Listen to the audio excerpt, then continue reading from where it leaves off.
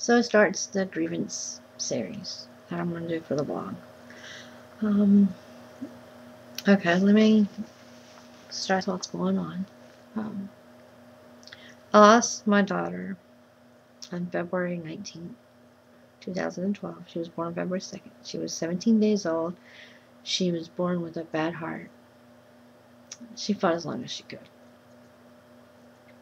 However, I'm doing all the grieving by myself, which is hard. I have my good days, I have my bad days. But every day I do think about her. And every day I do tear up and cry. Can't help it. The government didn't allow my husband over here. Or, ironically, lack of proof. He never got to hold her. He never got to touch her. He got to see her live on webcam one time. That was it. Like I said, I have my good and bad days. My family's 4 states over. And I'm by myself. Like I said, I have my good days, I have my bad days.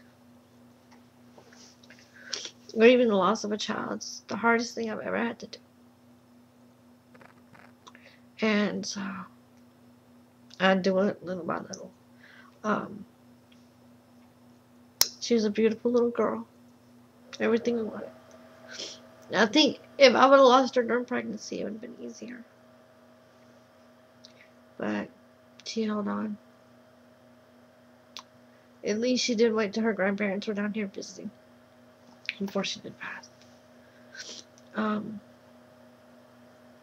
do have a tool I use to help me. And many women that I've spoken with that have lost a child, they have a baby substitute. A lot of them go get baby dolls or porcelain dolls or whatever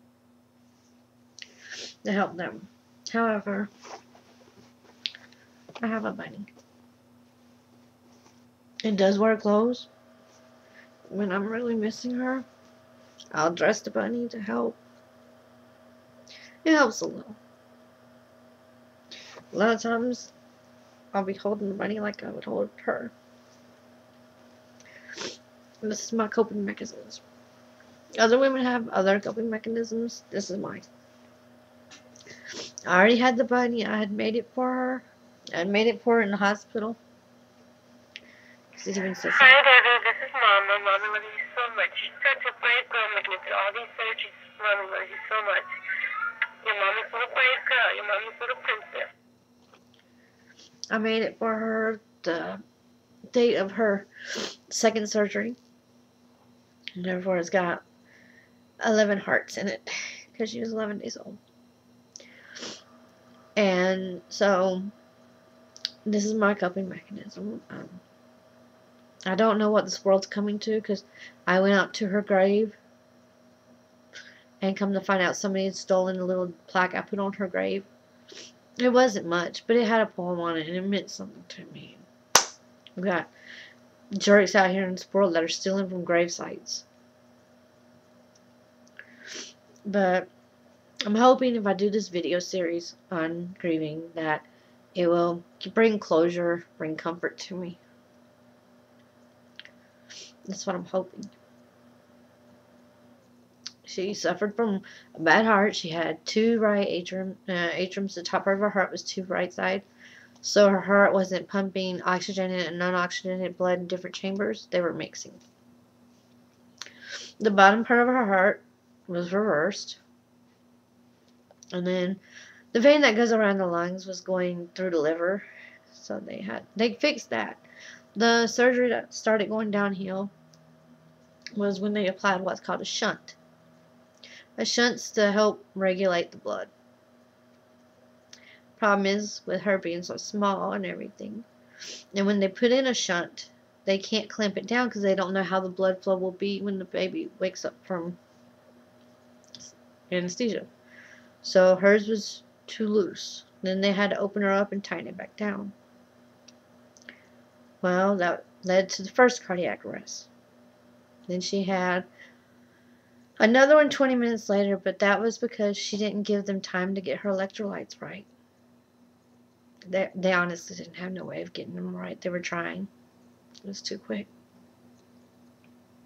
They put her on what was called ECMO, which is a machine that pumps your heart for you. And it was fine. And then she started seizing on the brain. She started having seizures. So they gave her medicines and they got that under control. And they kept doing ultrasounds on her brain to make sure there was no bleeding. Because if there's bleeding, they have to stop it. Well, after a while, she started bleeding on the brain. So with her bleeding on the brain, they had to stop the blood thinners. Well, when they stopped the blood thinners, the machine was fine for about almost a day. Then around 11 in the morning, no, not 11 in the morning, around 9 in the morning, I woke up. There's nurses, doctors all around her. I said, what's going on? What's going on? Because I heard talking. The machine had stopped. But her heart was still pumping. It was. Then, the thing I hate about hospitals is they pull the mommy away. They put them in the stupid little room, which I call the bad news room. It's always bad news in that room. And they worked on her. But before they started doing the surgery to remove the machine, I did get her on webcam for Juan to see. And they got to see her for a little bit. And then they pulled me to that room. And they worked on her. And then she cardiac arrest. They couldn't revive her. So, sorry. In this grieving video, you're going to see me cry a lot. And so, and in the life of my daughter. We had contacted the U.S. government a couple weeks before. The hospital did it. To get Juan over here. The sad thing is, you could sit here and get a military person who's overseas. If their child was in the same condition as mine, the father would have been on the next plane back real quick. The U.S. government didn't even make a decision till 3 weeks later, a week after she had died. And they denied him for lack of proof. She looked just like him. There's no doubt it's his child. So now we're in visa process again. This time with a lawyer. Trying to handle it. They think maybe December. Maybe. Because I'm dealing with grief on my own. So, this is, I guess, video 1. Giving you a little story on what's going on. And I'm going to be trying to get through this grief. It's the only solution I can come up with. If I make videos about it, maybe I can find closure. So, sorry if I'm setting y'all out, but this is going to be my grief blog right now. Alright, bye.